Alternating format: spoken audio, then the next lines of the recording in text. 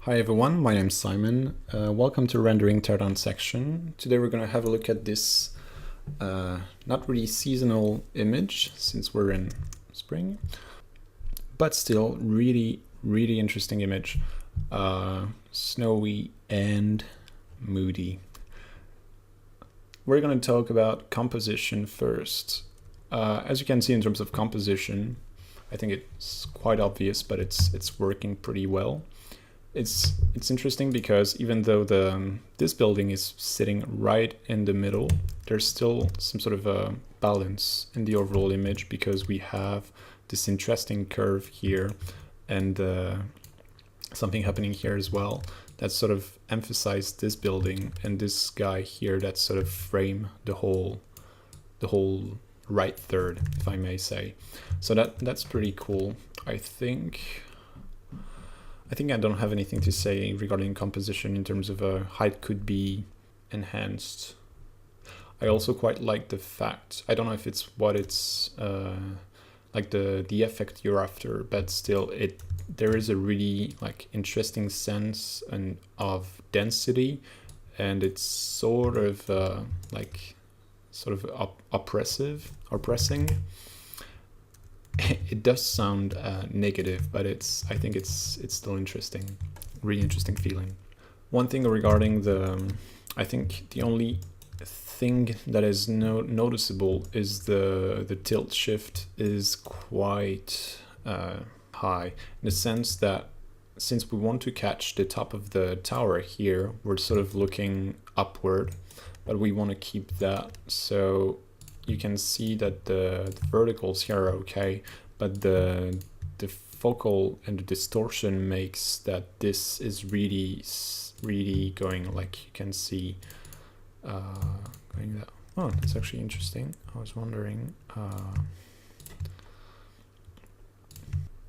I mean, the distortion is a little bit too high. Anyway, I think the other problem I have, and that is a little bit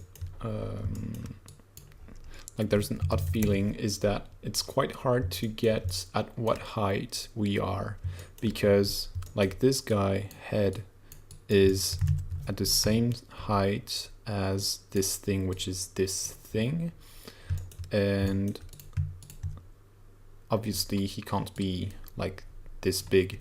So there's something like you need to double check that you are at the right height, like at eye level.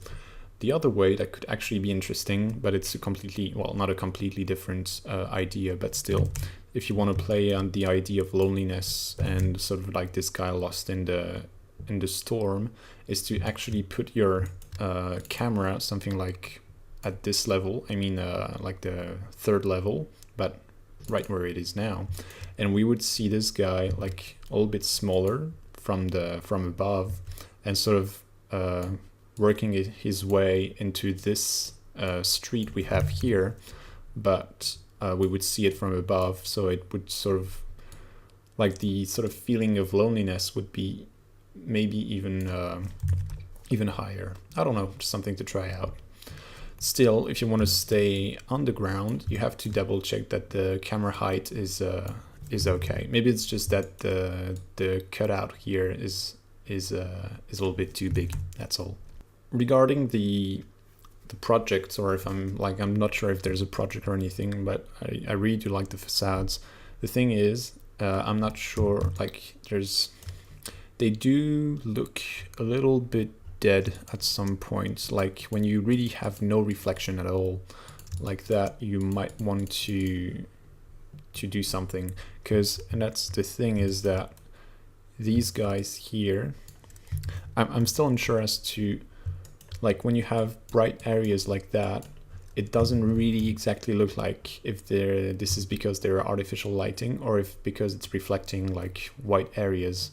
So you want to maybe warm them a little bit so that they do look like actual artificial lighting. And if you do warm them, you have to be like, kind of small detail you can insert is that the hue you're using has to be slightly different from one window to another.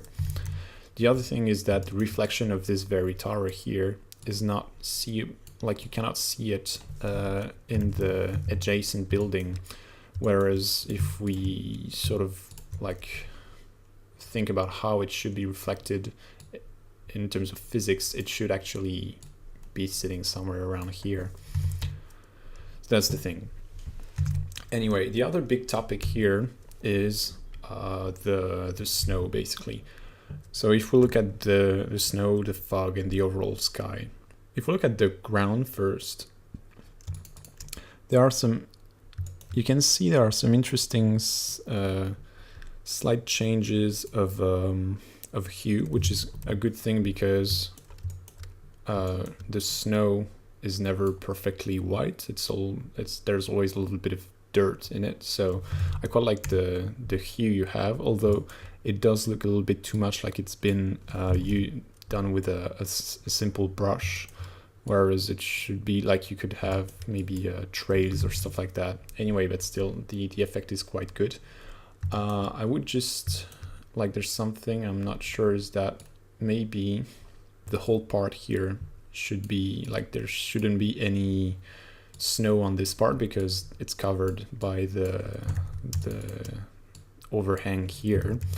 And what you could have, but it should be more subtle than that, is to actually be some sort of a path with just like a little bit of snow here, but mostly it should be like the asphalt, and that's all.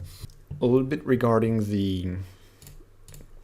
the contrast, what you have to have a look at is, first it would be, well, you can change a little bit the contrast of your image, although since you're in some sort of fog with the snow and things like that, you cannot really have a strong contrast. So you can increase it a little, but you have to make sure in your vector mask that you don't apply it to, you only apply it in your foreground. So only apply it on the foreground here and there, and that's also slight difference. Second thing is basically do the opposite. So if you have your level here, what you want to do is to basically flatten the whole thing so that basically the further you get the contrast, the less contrast you're going to get. And it's especially the case when you have like a snow around and some sort of fog and things like that. So you have to basically decrease the contrast and apply it to the background of your image, basically. So something like that. Of course, if you get the easiest way to do it is to have your Z depth pass, so that you just have to use it as an alpha, as a vector mask. Here you just copy paste your Z depth pass in this, and that's all. And then you just have to play with the levels. So that's something that sort of, whoops. See, it's already quite different. And the second thing is more regarding the snow. So regarding the snow, you can see the main problem we have is basically the same brush has been used everywhere. So it does look okay, but it's not convincing in terms of how it should look, because if we think about it, say this is the ground, we have our guy here and the camera. Snow is falling here, so you can see it from closer. So basically the snow here is looking bigger. Then snow that is going to fall here is going to look a little bit smaller, but it's also going to look a little bit denser, because there's going to be this snow plus this snow plus this, etc. And so basically you have to create at least 3 layers, I'd say. What we have basically, the whole thing we have here is this layer here. What we want is to add the really dense layer in the background, and that is really small. And what we want is to also add the very first snow layer in the foreground, which is going to be basically sort of small spots like that. Of course, you don't want to do them in red, but I'm going to do them properly afterwards, but I don't want to record it. But basically, the idea is that you get, like, you have to do three different layers. What you can do is also, if you have, like, say this one, I cannot use it because it's like the whole image, but if you have, well, actually I cannot maybe do it this way. If I have this, yeah, it's not gonna work, I think. Oh, no, it works. So here you can see the idea basically is to have like a foreground layer that is super big like that. And you can also, I'm gonna duplicate it, is to also blur it a little bit more. And then you just hide parts of it that you don't need. So basically you can take away some part of it. You just have to subtly suggest it. So you see like this sort of thing here are pretty cool. Then in the background, you do the opposite. So what you can do is that you have this in the background. And what you can do is to actually multiply it so that you get more density. Here you can see, I'm just gonna hide it behind this guy here. And the idea is that the further you are, the denser your, the smaller the snow gets and the denser it gets as well.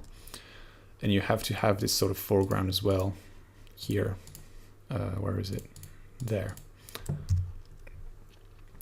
Of course, you can also have, that is something I quite like, is to really have like, not like that, something more like this, and it's like, you know, some sort of subtle suggestion that there are some snow that fell on your camera set, on your camera lens, sorry.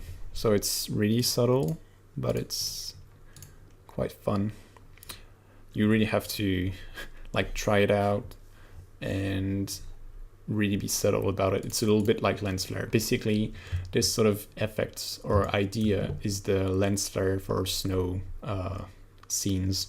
So something to really be careful about and with, because otherwise it's going to look like crap. But beside that, as you can see, it's like the storm is coming here. It's quite different, but it does look a little bit more realistic. Of course, well, it's been done like quite poorly, but when you have like the right brush and all the layers to do it, it's going to look really awesome. So I think that's pretty much it for this image. I think there's like the potential to do tremendous changes, even though it's like not needed, but like you can have this and just lower the opacity. It's just a matter of having different size so that it looks more realistic. But the overall image is really, really good in terms of contrast, composition. It's really, really nice. I would just, yeah, suggest reworking the facade animation so that you get some sort of warmth, like really punctually, and also the snow part to have something a little bit more realistic. So that will be it. Hopefully you've learned some really cool tips that you'll be able to use in your next renderings, and I'll see you in the next teardown. Bye guys.